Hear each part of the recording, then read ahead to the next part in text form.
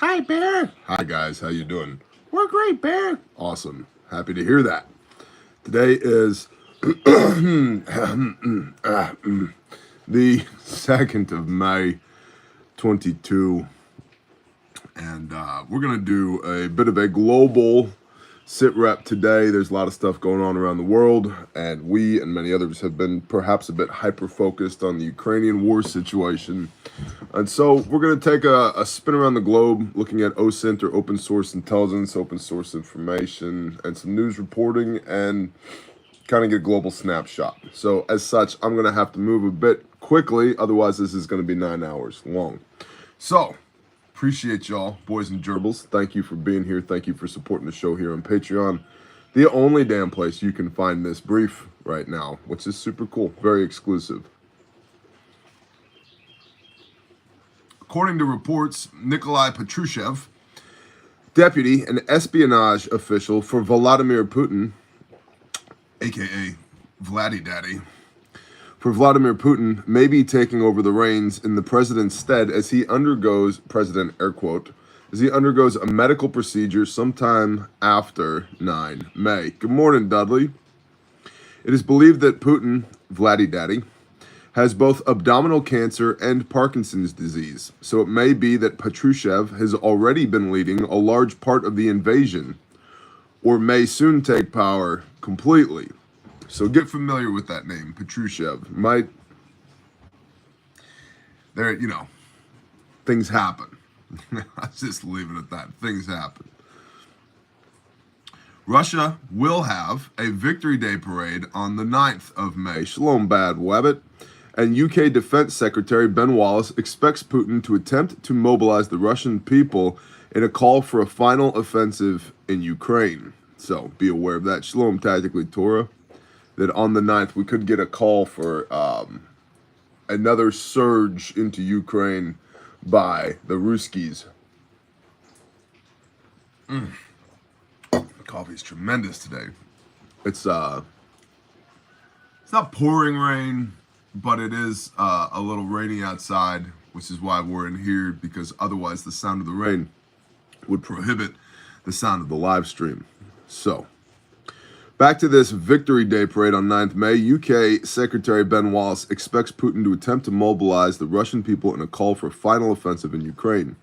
He said, quote, "I would not be surprised that he, Putin, is probably going to declare on May Day, the 9th, that, quote, we are now at war with the world's Nazis and we need to mass mobilize the Russian people," end quote. News outlets are already jumping on the statement, their headlines reading, quote, "Putin could declare World War III within days," end quote. Let's remind ourselves that Putin said months ago, years ago, let's get this lie straight. Putin said years ago that we are already in World War III, the West just doesn't know it yet. So, and, did he really mean that? Well, he said it, but he said it. So maybe yes, maybe no, right? Smoke and mirrors, man. Propagandizing. On Friday, the UK, that's the United Kingdom, not the Estados Unidos, that's us. They are the United Kingdomos. The UK announced that 8,000 troops would be deployed across Eastern Europe to conduct military exercises, air quote, and as a show of strength. Allies like the US and France will also be involved. Defense Secretary Ben Wallace called it, quote, one of the largest shared deployments since the Cold War, end quote. That's not an indicator at all. What's up, Canaho91? Shalom. A few days prior, Foreign Secretary Liz Truss said in a high-profile speech that, quote, the whole of Ukraine, end quote, must be liberated, indicating that this included Crimea. Defense Secretary Ben Wallace supported her comments, quote, there's a long way to go before Ukraine pushes into Crimea. I think what I would certainly say is we are supporting Ukraine's sovereign integrity. We've done that all along. That, of course, includes Crimea. We're gonna get a war in Eastern Europe. Ukraine seems to be the chessboard that we're now playing chess on. That's right, Bad Wabbit. Tick tock, tick tock, tick tock, boom. Which is why us here, like physically on this land, and us here metaphysically on this channel, should strive to be as independent from when the freaking system blows up as possible. And that doesn't just mean like, what kind of chess rig is this, Bear? Oh my gosh, is that the antenna? Are those Croatian mags? What kind of water bladder? Who cares? Don't care. Don't care. Just get some stuff and learn how to use it, right? And also, if your shovel game and your gardening game isn't at least as good as your AK game and your AR game, you suck shit. And you need to do better. Ooh, did I say that out loud? Apparently I did. Bad at policing myself some days, right? And so we're not going to get too far into this rabbit hole here because I've said it 1,000 times before. But sometimes I have to say it 1,001 times for some of y'all to get it through your thick skull, you numbskull. Just want to do the things. And do the things doesn't just mean buy more guns and ammo. Doesn't just mean go to the range. Like, you have to get independent of the system if you think the system's gonna fail. Otherwise, you fail with the system when the system fails. Okay? That's right, Nick. Be a warrior in a garden rather than a gardener in a war. That's right. All right, back to the report. So the UK is now talking about, morning Andy Barnes, shalom brother. The UK is now talking about, oh yeah, we need to restore all of Ukraine, including the Crimea. Well, bro, that's not what we talked about. Yeah, so yet again, another global war indicator. Biden has requested $33 billion from Congress for more assistance for Ukraine. One official said these funds would be, quote, what we believe to be needed to enable Ukraine's success over the next 5 months of this war. Just to recap, the Biden administration gave a total of $2 billion to Ukraine before announcing another $800 million package for security assistance almost 2 weeks ago. So, this is roughly 11 times what has already been given.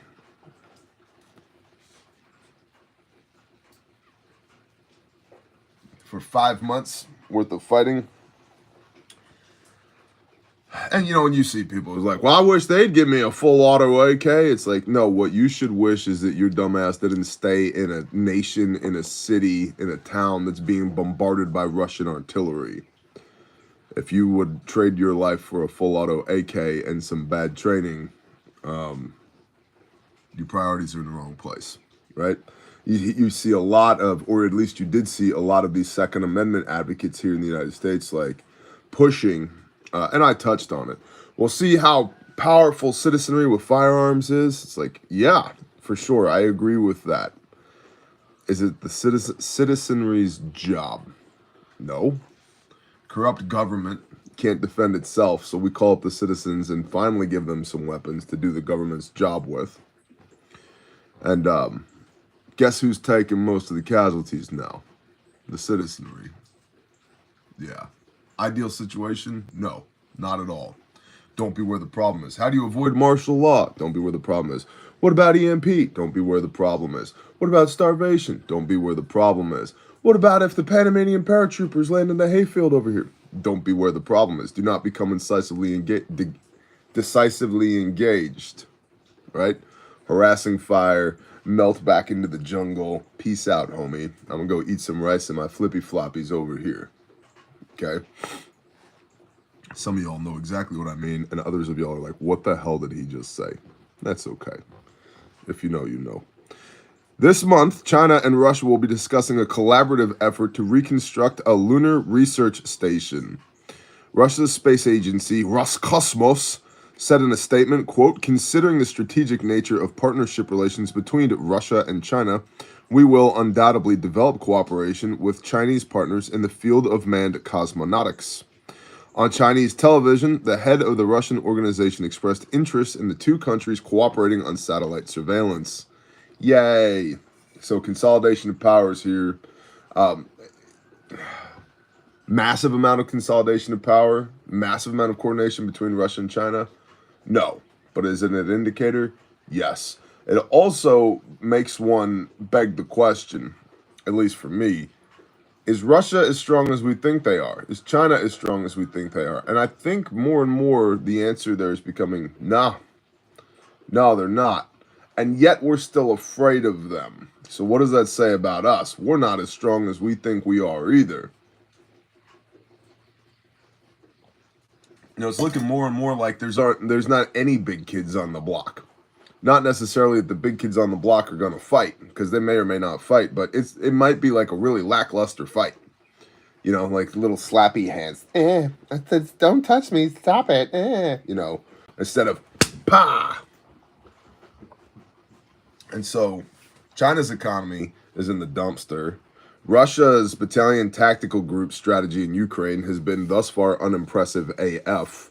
The Americans have an 80-year-old man who poops his pants and sniffs girls and eats ice cream for fun as an air quote leader. And we're going to talk about the Ministry of Truth next as well. The bottom line is it's going to end badly. I agree, Bad Wabbit. But I think when it comes to utter catastrophe, there's a potential for utter catastrophe, but I think it's more probable that we have slow, steady decline. And so you see Russia, I think we will see more of Russia and China working together, pooling resources. That's wise. In a game of limited resources, it makes sense for them to pool resources. But that's a threat indicator for us. Good morning, D-Rens. While China continues to walk a very thin line between Russia and the Western world, it continues to treat Russia favorably enough to concern the West, with trade between the two countries hitting a new high of about $140 billion in 2021. China may be trying to have its cake and eat it too. Foreign Ministry spokesperson Zhao Linjian said, quote, "The success of the China-Russia relations is that the two sides rise above the model of military and political alliance in the Cold War era," end quote. According to a Pew Research Center, this approach is already an issue for Americans, 62% of whom largely believe the partnership is, quote, "a very serious problem." The Ministry of Truth sounds like a wrestling tag team from the 90s. Yeah, there you go. Ministry of Truth.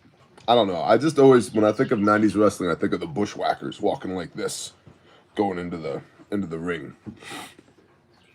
Good morning, Charlie Sierra. Now, since you're on Patreon, you have the links to this. And if you're not on Patreon, why the hell are you watching this? This is now a Patreon-only broadcast. So I've got several, let's see, 1, 2, 3, 4, 5, 6 articles from around the web pulled up. We're going to briefly touch on them. Oh my, the Bushwhackers, right? Sergeant Slaughter, remember Sergeant Slaughter? Sergeant Slaughter was like vaguely fit.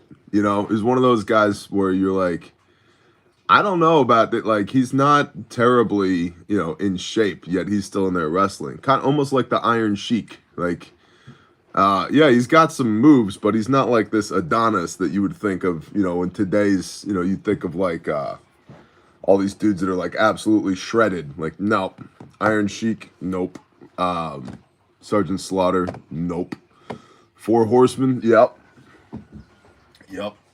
So, all right, well, forget the brief. Let's talk about 90s wrestling. I love the Iron Sheik. Yep. What about Bret the Hitman Neidhart and Jim the Anvil Neidhart from the Hart Foundation? Yeah, man. Jim the Anvil Neidhart. That was my guy right there. Ric Flair. Woo!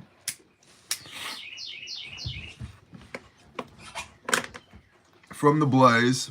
Or the guy with the 2x4. Hacksaw Jim Duggan. That's right. Hacksaw Jim Duggan.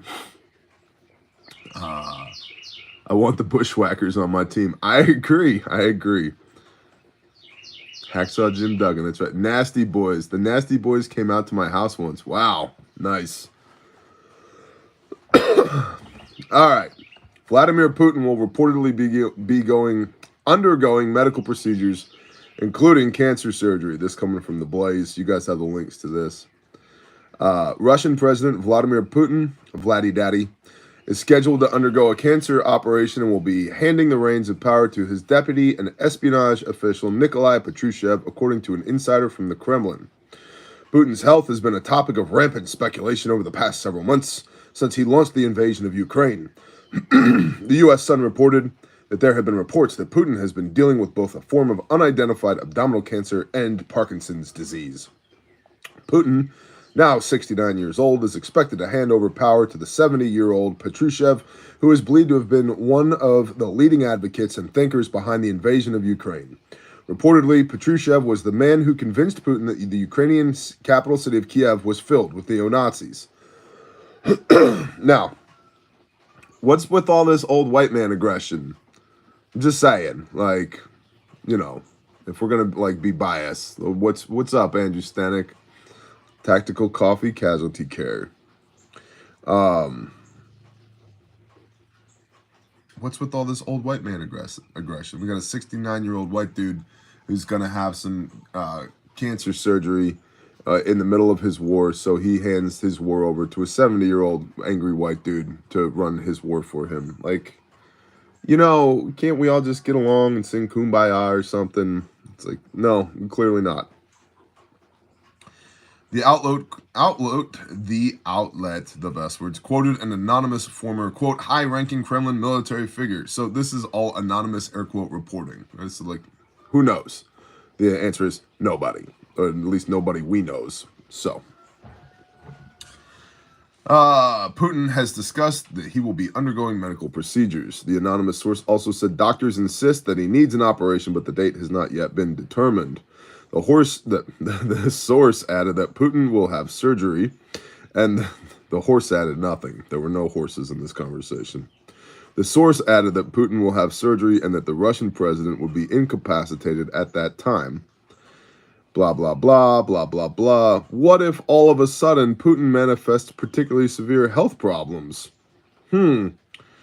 We know very well that he has cancer and Parkinson's disease. As we have said many times, the source continued, it was possible to contain it for some time, but now the course of the disease is progressing. It is unclear exactly when Putin will undergo surgery, but it is believed that Putin won't go under the knife before 9 May, as he intends to preside over Red Victory Day celebrations commemorating the role the former Soviet Union had in defeating Nazi Germany. Ben Wallace, the United Kingdom's defense secretary, said he expects Putin to use the 9 May celebration to call for a final offensive in Ukraine. Wallace said Putin is probably going to declare that we are now at war with the world's Nazis and we need mass mobilize the Russian people. Blarg.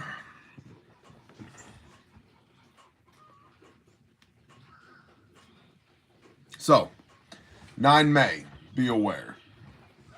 Don't tickle me, antenna. You go up here. There we go. This chest rig is like not very used at all. The one that I had that was set up for running AKs, the Dudmeister has it, and so I got another one, and I've like done nothing to it other than put mags in it, and I put a bare minimum on it over here, and a water bladder. And yeah, a couple other things, but like I haven't run it yet. So if you're like, damn, that thing looks pristine, it's pristine. I've done nothing with it. The one that Dudley has like 5 years of use on it, intermittent use, but 5 years of use, and it still looks pretty much like this. So get on there, mag strap. All right, let's see. Where is McBain when you need him? I don't have McBain.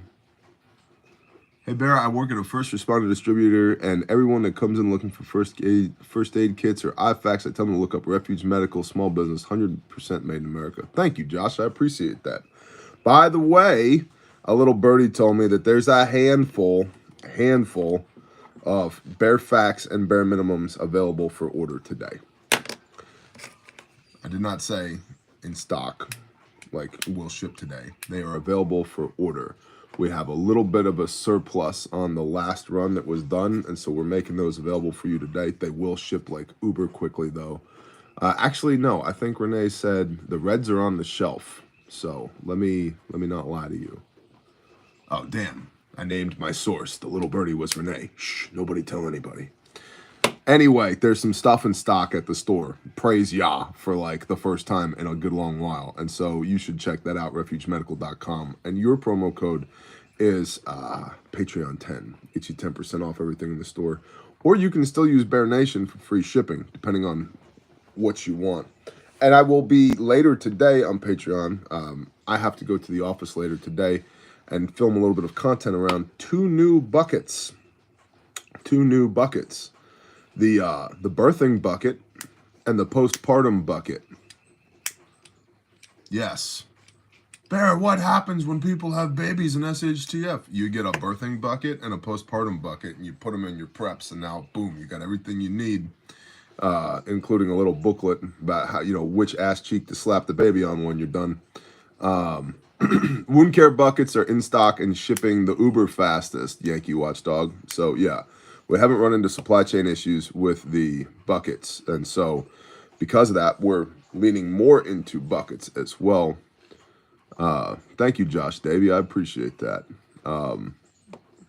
Just ordered 2 wound care buckets. Awesome, Bad Webbit. Thank you. I think promo code bucket is still live as well. $25 off 2 wound care buckets. But later today, look, we're in the weeds.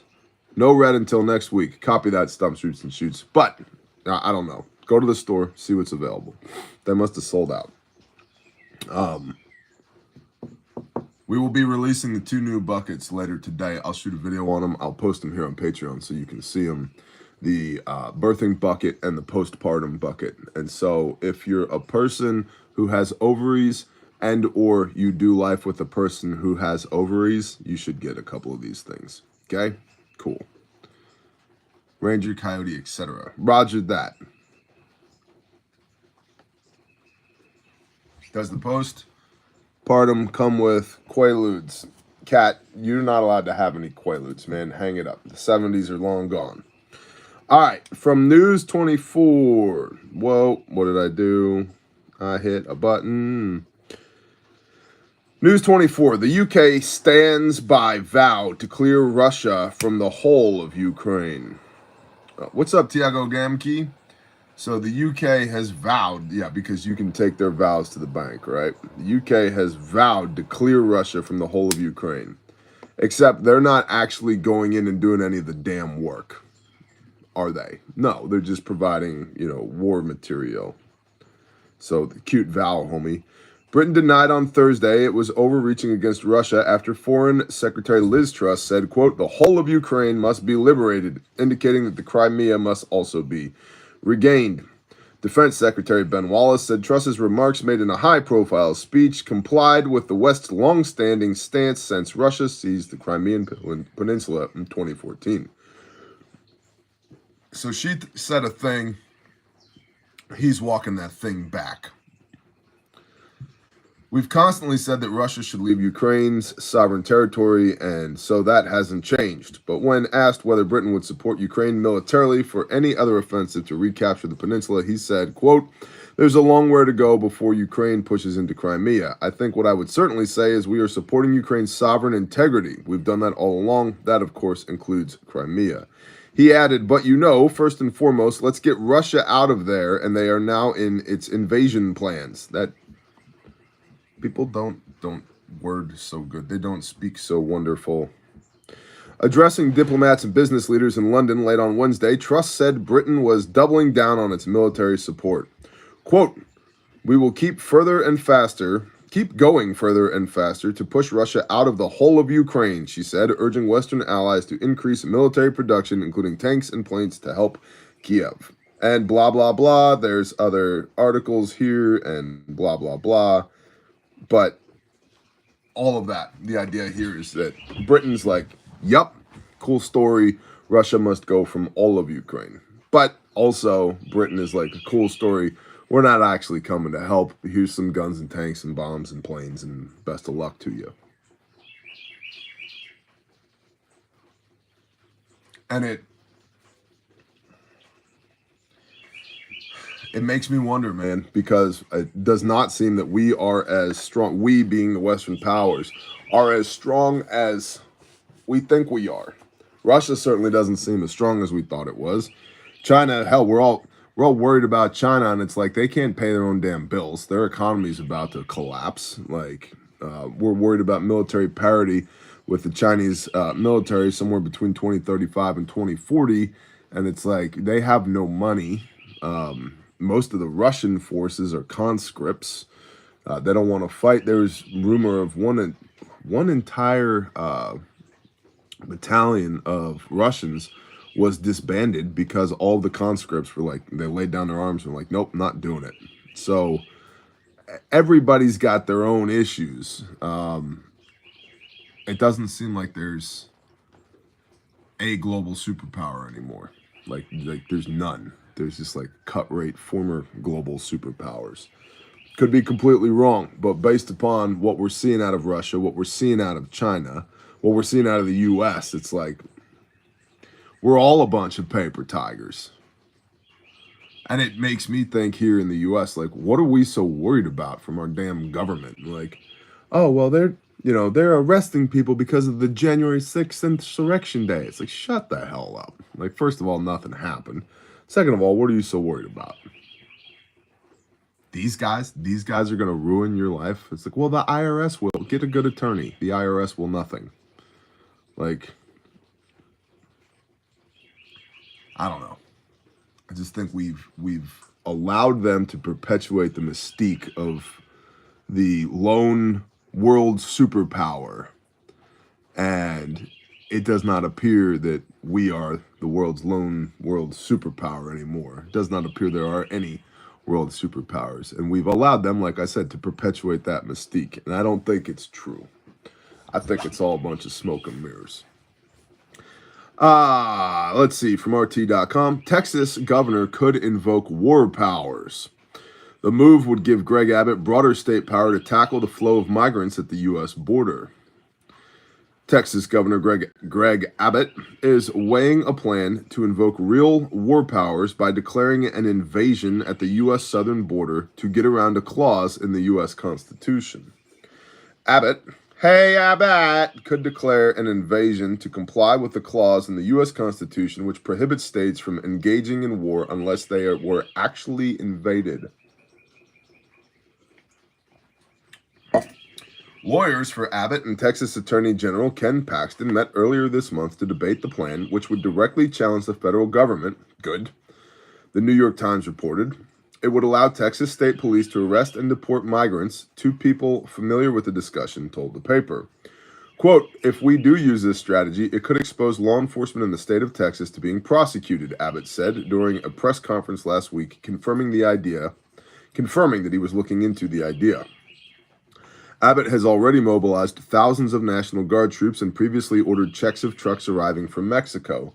He backtracked on the vehicle inspections after truckers blockaded border bridges in protest, disrupting food supplies and threatening more economic losses. The governor has also ramped up funding for law enforcement in border towns, directing more than $3 billion to border security overall. He's also overseen the construction of miles of new fencing. White House Press Secretary Jen Psaki called Abbott's actions a publicity stunt last month. Yeah, she can pound sand.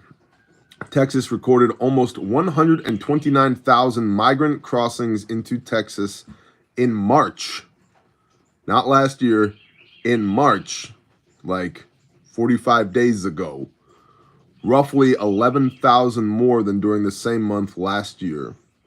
Officials expect the numbers to rise again when the Biden administration ends the pandemic policy of turning some people away at the border under the Title 42 public health rule.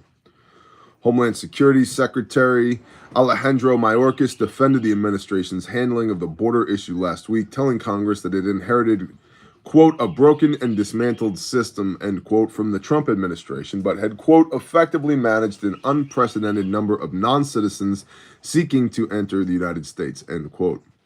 I don't want you to effectively manage an unprecedented number of non-citizens seeking to enter the United States, asshole. I want you to make sure that doesn't happen. That's what you call successfully, effectively managing an unprecedented number of non-citizens seeking to enter the United States? No, go home. You no belongo hero.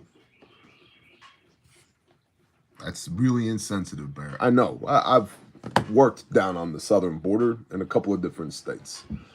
The border wall is a joke, by the way. You ever seen the border wall in Arizona? 700 miles long. Yep. How many feet are in a mile? 5,280. How many foot a fence goes up? 5,000 feet. And then guess what they do? They leave a 280, 300 foot, roughly 100-yard hole in the damn fence. Yep, stop building the fence, and then you put up another 5,000 feet.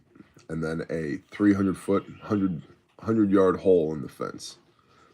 And then you put up another 5,000 foot, and then a 300 foot hole in the fence. So worst case scenario, you walk up on a fence, you just go left or right, doesn't matter. You pick a left or a right, that's it. And worst case scenario, you got a half-mile walk to the hole in the fence, which is wide enough to fly a 747 through. And then that way, the politicians get to say, we built 700 miles of border fence, because they did. It's just got a hole in it every mile that's wide enough to fly a 747 through. So the politicians get what they want, and the coyotes and the cartels get what they want. There's literal holes in the fence, 700 of them, one every mile, 300 foot wide. Like filling a bucket with a hole in it. And I think, what did that cost at the time? I think it was $800 million for that fence that had holes in it, that has holes in it. So we talk about our porous southern border. It's like, you don't even know the half of it, man. You don't even know the half of it. It's all smoke and mirrors. Speaking of smoke and mirrors, from RT, U.S. government defends the Ministry of Truth. Homeland Security Chief says the task force is the exact opposite of George Orwell's infamous brainchild. So, I don't know if you remember, but I've said it before on camera. When we're dealing with politicians, they will usually do the opposite of what they say. Right? This has been my experience. They will usually do the opposite of what they say. So they're saying we are the exact opposite of George Orwell's infamous brainchild, the Ministry of Truth. What do you think I think about that statement? Bro.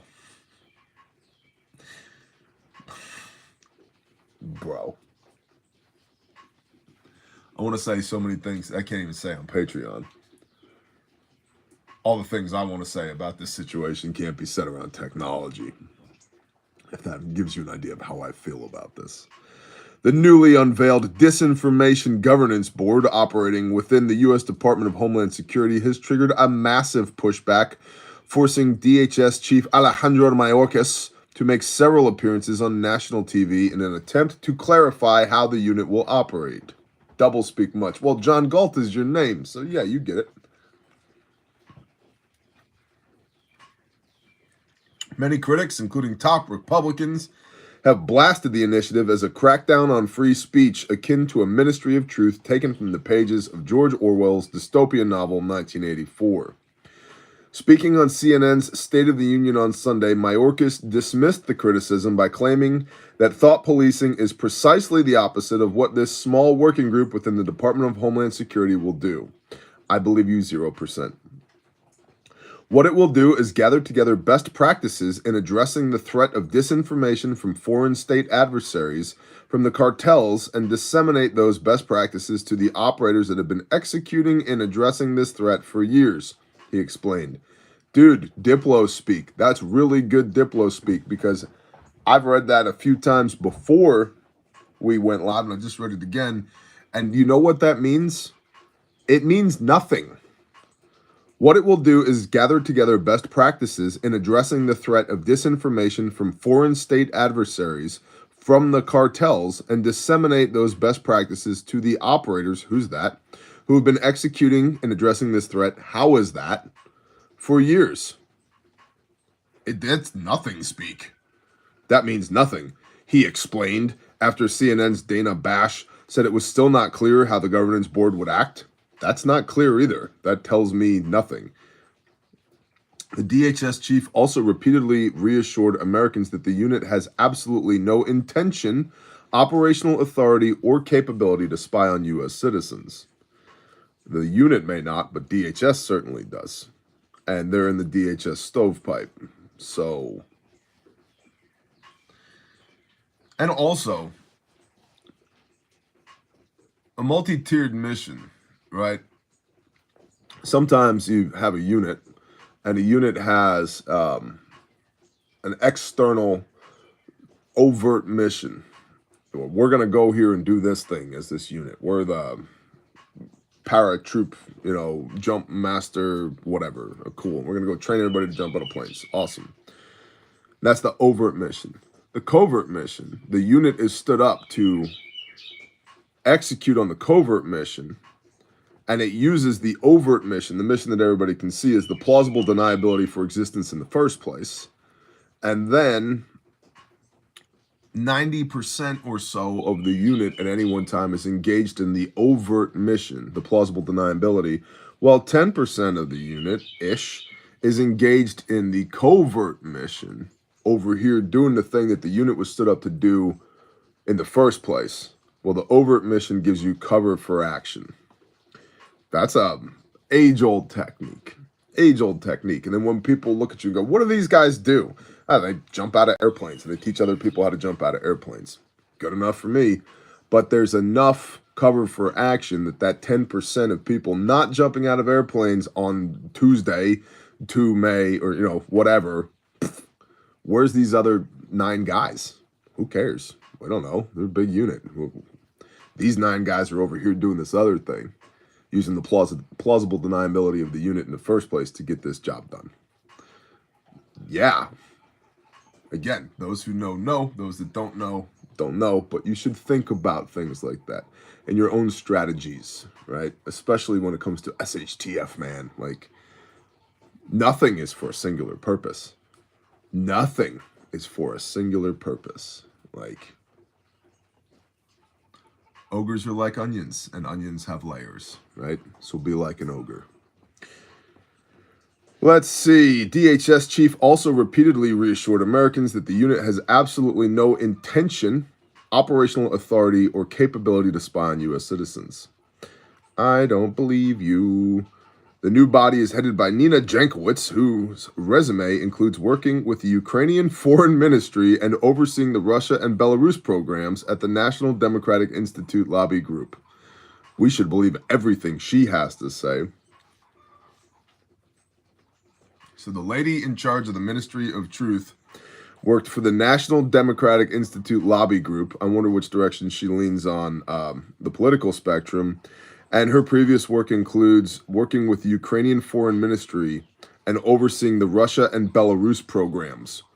Whoa. Okay. I'm sure she has no biases at all. Detractors also scrutinized her for dismissing the New York Post's suppressed Hunter Biden laptop story as a fake Russian influence op, only for it to be later verified by major media outlets. So, in other words, this lady's super biased and sucks shit at her job. In a separate appearance on Fox News Sunday, Mayorkas defended the qualifications and objectivity of Jankowicz, calling her eminently qualified and a renowned expert in the field of disinformation.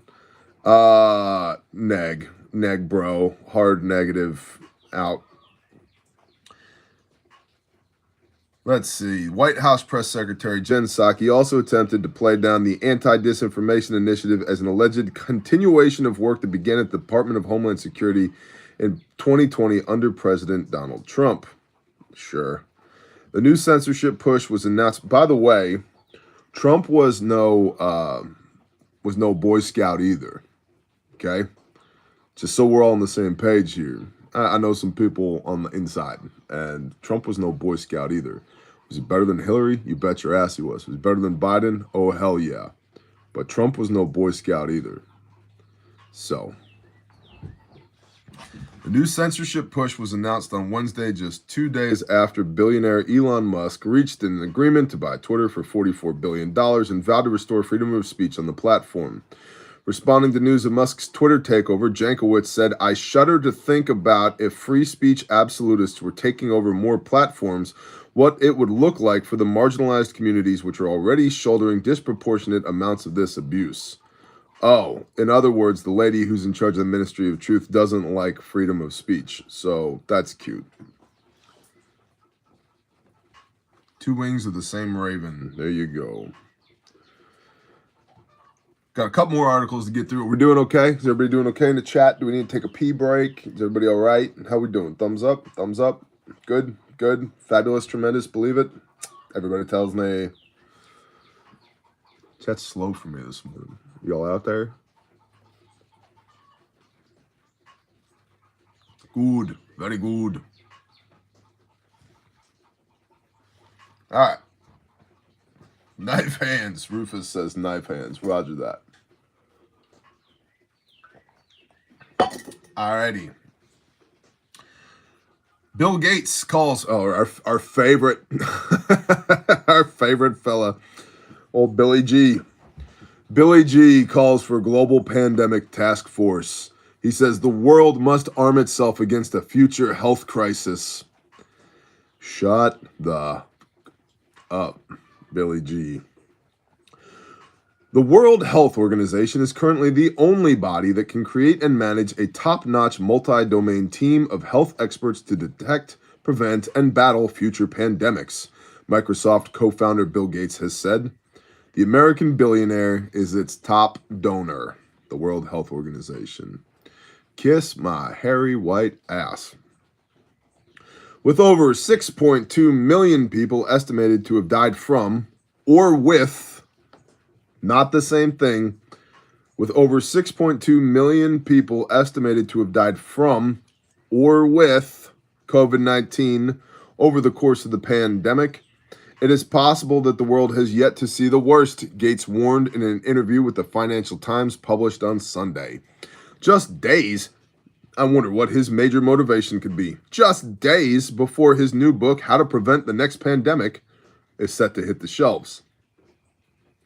Quote, we're still at risk of this pandemic generating a variant that could be even more transmissive and even more fatal, Gates outlined.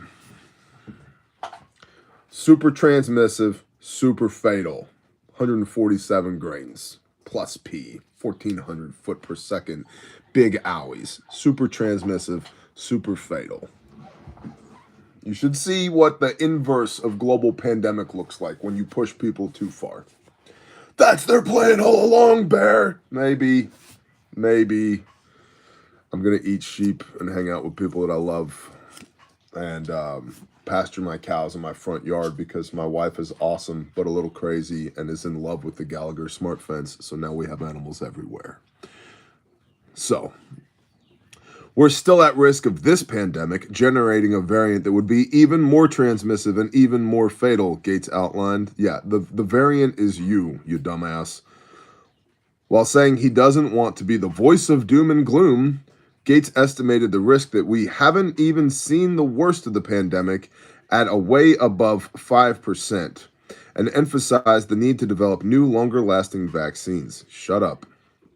He reiterated his call to establish a global emergency response team operating under GERM, the Global Epidemic Response and Mobilization. Come on, dude, with the acronyms. That's like, forget the fact that we're talking about like millions, possibly billions of people dying here by the hand of a non-medical psychopath billionaire. GERM? Really? Ew, germs. Global Epidemic Response and Mobilization. That's like more cringy than military acronyms, right? Because everything has to be an acronym in the military. Like everything, DOD, the government, all of it is an acronym. It's like, this is CUP, Coffee Uniform Provision Device. Did you bring your Cup D today? Oh, you mean this thing? It's a coffee cup. No, that's the Cup D, Coffee Uniform Provision Device. I'm pretty sure it's just a cup, asshole. Nope. That's the Cup D, and you fill it with LFC G, liquid for coffee good. Like, what? You mean coffee out of the coffee pot? Oh, it's not the coffee pot. That's the CLLDP-A asterisk. Dude, shut up. It's a cup. It's a coffee pot. It's coffee, right? Like everything has an acronym. Yet here we see with the World Health Organization, the GERM, the Global Epidemic Response and Mobilization Team. Shut up with this nonsense. My children could come up with like a more believable story than this billionaire shenaniganry. He reiterated his call to establish a global emergency response team operating under GERM, the Global Epidemic Response and Mobilization, with an annual budget of at least $1 billion. Gates said the amount of money needed for the initiative is, quote, very small compared to the benefit, and called on a test of world leaders' ability to take on new responsibilities. Last month, Gates, gave a TED Talk in Vancouver to elaborate on the idea, also described in his book, saying he expects the group to consist of at least 3,000 doctors, epidemiologists, policy and communications experts, and diplomats operating under the direction of the World Health Organization. Gates' book received praise from the World Health Organization Director Tedros Adhanom Ghebreyesus, who fully agreed with his insistence that we must act on. I wonder, why would the director of the World Health Organization fully agree with Bill Gates when Bill Gates is the #1 donor to the World Health Organization? There's no collusion there, right? There's no big deal, right? There's no reason why they should. Okay, just checking. Gates' book received praise from World Health Organization Director Tedros Adhanom Ghebreyesus, who fully agreed with his insistence that we must act on COVID-19's lessons and innovate so that we can deliver swift, equitable health solutions to prevent the next pandemic. You are the pandemic, you asshole. We're fine. We have natural immune systems. The problem is you, not us. While Gates is not a certified medical expert and did not finish college, his massive wealth has allowed him to effectively dominate global health policy via the Gates Foundation as the largest private contributor to the global health body, behind only the U.S. government in terms of funding. Whoa. Gates has become a common name in discussion about COVID-19, not only thanks to the millions his foundation has poured into the development and distribution of vaccines, but also because of another TED Talk from 2015, in which the tech mogul first warned the world that the world was unprepared for an inevitable global pandemic. Hegelian dialectic, anybody?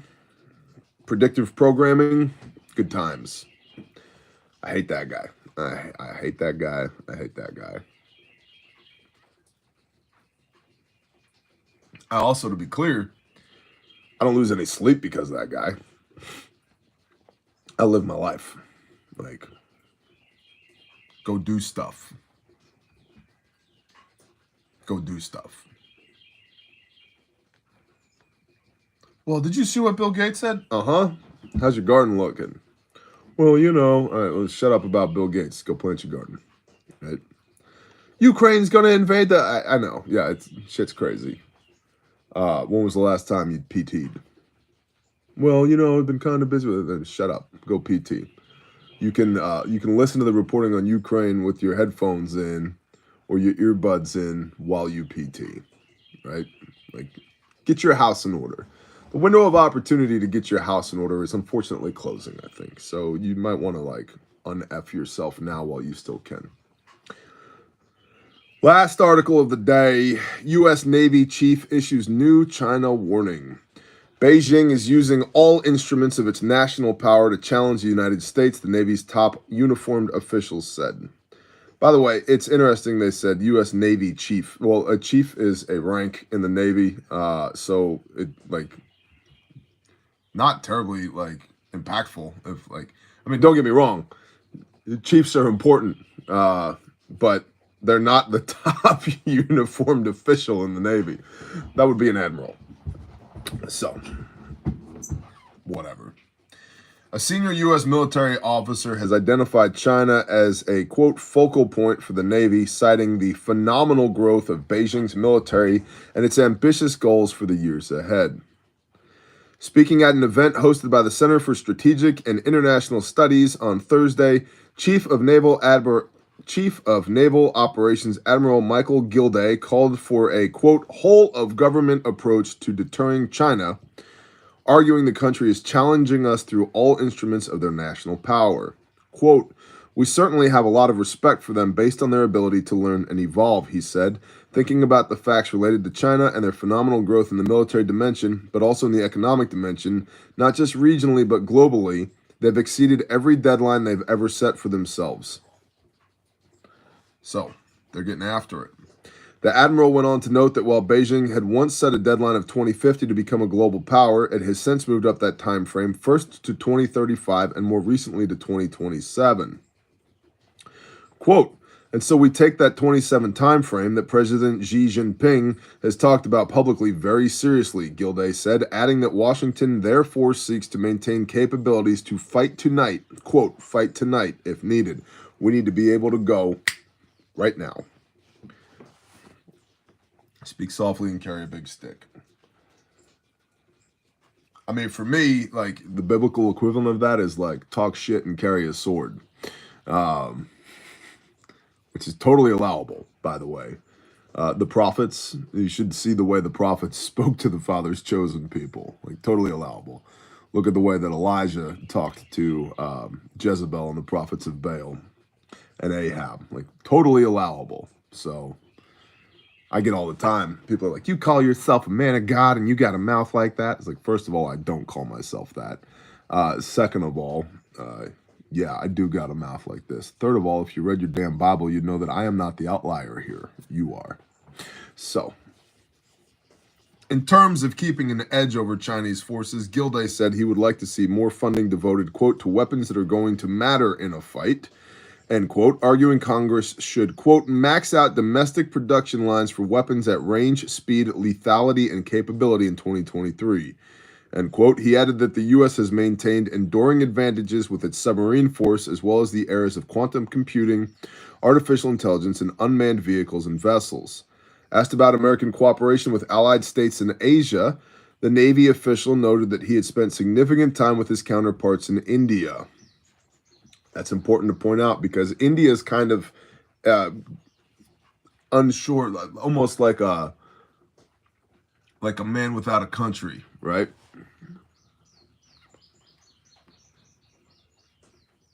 Because they're part of BRICS, right? And Brazil and India and China and South America. Brazil, our country. Anyway, they're part of BRICS, which is important, right? But they're also, India and China have had some border disputes, and they also want to maintain their relationship with the United States. Russia, thank you. Yeah, I know, brain fart. India also wants to maintain their relationship with the United States, but continue to do business with, for example, China, Russia, etc. And so they're kind of, what's going on here, right? So, asked about American cooperation with allied states in Asia, the Navy official noted that he'd spent significant time with his counterparts in India, a nation he deemed a huge strategic partner in the future with respect to confronting China in the Indo-Pacific. So India's going to have to shit or get off the pot here in a hot minute. Quote, if you're concerned about China, you can't build a navy fast enough to understand what's going on in the Indian Ocean, Gilday said, summarizing his discussions with the Indian officials. He noted that New Delhi had joined the Coalition Maritime Force in the Fifth Fleet, a U.S.-led multinational body active in waters near the Middle East, Africa, and South Asia. So India is allied with China, Russia, and the U.S. How's that going to work out? Gilday's comments are in line with a similar statement from the U.S. officials in recent years, and the Biden administration has repeatedly named Beijing as Washington's top competitor on the world stage. Since Joseph Robinette Biden Jr., President of the United States of America, * took office in 2021, the military has conducted near-monthly transits of the disputed Taiwan Strait, which China considers part of its maritime territory, as well as other seas to the South and East China Seas. The Pentagon has also urged lawmakers time and again to step up funding for China-related deterrence, including the construction of a multi-billion-dollar, highly survivable precision strike missile network located not far from Beijing's shores. Oh, you mean Taiwan? So, and that, my dear patrons, is the brief for today. A long one, 55 minutes, if you will, but I think we covered a lot of different stuff, a lot of things going on. I don't want to be the broken record guy. We talked about this earlier, but preparedness is pretty damn simple. Really, it's just having a plan and executing on that plan. And I have laid out what I think that plan should be in the Prepper Classroom Series playlist here on YouTube. Well, there on YouTube. It's free. Go watch it. If you don't know what to do, go watch that. If you do know what to do, friggin' do it. I think the window of opportunity to do the things is closing. Yeah, India is also part of the Quad. That's correct, Nick. I think that window of opportunity is closing for us to truly get prepared for what may be coming next. And I was talking with Forward Observer about this on Friday. They're like, what do you see coming on the high side? And I was like, bro, everything. Bro, it's everything. That's the issue. Is it's not economic crisis alone, or tyranny alone, or misinformation alone, or global conflict alone, or food scarcity alone. It's all of these things, or civil unrest alone. It's all of these things. They're all coming, and they're all being exacerbated by one another. And so, thank you, Garen Clackalakalos and Rob the Sparky. Appreciate you. It's all these things, and we need to take that seriously. I don't think it's going to get better before it gets worse, and that's unfortunate. But I also, praise Yah, am losing zero sleep over this entire situation. I'm just going to keep doing what I'm doing, right? And the better I get at doing what I'm doing, the less I need to worry about the world anyway. And I'll end with this. And there's some big picture stuff that people get really wrapped around the axles about. Like, well, yeah, Bear, what happens if there's a nuclear holocaust? We die. That's what happens. We die. Everybody dies. Everybody dies. 100% mortality rate, humanity. Unless you're Elijah or Enoch, you die. Even Messiah died, okay? Everybody dies. Messiah just didn't stay dead, praise Yah. He was the first fruits of the resurrection. The difference between a believer and an unbeliever is that unbelievers die twice. Okay, and believers only die once. And that's biblical. Read the book of Revelation, right? But we all die, and we will all be resurrected and judged in the last days, right? We will be judged according to your what? Behold, I come swiftly to give to each man according to his works. Revelation 22, verse 15. Wow, that sounds like a works-based theology. Kiss my ass and read your Bible. How's that for an answer? So everybody dies. Everybody dies. Just some people die twice. And you don't get to argue with your maker on the day you're going to die. It's time. And so you can only mitigate so far until you reach a point of diminishing returns that borders on paranoia. You need to watch out for that. You need to live your life joyously, wondrously, that the Father has seen fit to bless you with the fact that you have air in your lungs today in the first place, rather than getting wrapped around the axles on all this other horse shit, okay? This day belongs to Him. The breath in your lungs belongs to Him. Your blood belongs to Him. Your soul belongs to Him. You are a tool in His toolkit. And you need to go out and be the light today rather than getting wrapped around the axles because some angry old white men halfway across the world decided we should have a war. Okay? I appreciate y'all. I hope you have a blessed day. I really, really, really am thankful for your support here on Patreon. I much prefer doing the brief here on Patreon than I do on YouTube. So thank you for making that possible. Bless y'all.